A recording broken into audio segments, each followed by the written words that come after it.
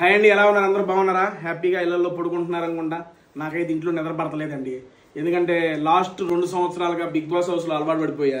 చూడండి, season 7, season 8, ఇప్పుడేమో season 9. ఈ టైం కరెక్ట్ గా బిగ్ బాస్ హౌస్ లో ఉండటం అలవాటు వచ్చేసిందండి నాకు. ఇప్పుడు మా ఇంట్లో ఉండబుద్ధి కావట్లా.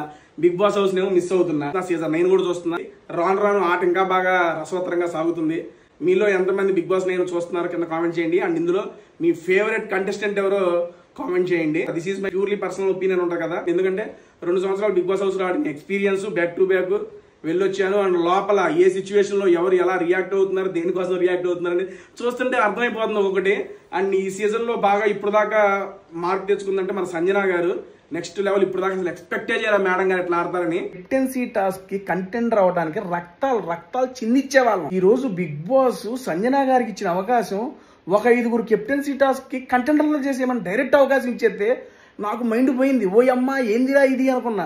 ఎందుకు అంటే అరే అలా సాగుతున్న సీజన్ లో ఒక వెలుగుని నింపారు. అప్పుడు బిగ్ బాస్ కూడా అమ్మయ్యా సంజన ఉంది, మనం సేఫ్ అని ఫీల్ అయినట్టున్నాడు. ఇక ఈ వీక్ ఆవిడ కెప్టెన్సీలో హౌస్ ఎలా ఉంటుందో చూడాలని నాకు ఉంది. రాము రాథోడ్ చూసి నోట్లో నాలుగు లేని మనిషి అనిపిస్తుంది. మన ఇమ్ము గడే నాన్ స్టాప్ ఎంటర్టైన్మెంట్ ఇస్తూనే ఉన్నాడు. ప్రతిరోజు నా యొక్క పర్సనల్ ఒపీనియన్ అయితే మీతో షేర్ చేసుకుంటాను.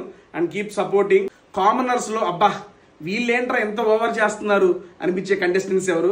అండ్ మీరు ఇలాగే చూస్తూ ఉండండి. నా యొక్క అభిప్రాయాలు మీతో షేర్ చేసుకుంటూ ఉంటాను. Thank you so much.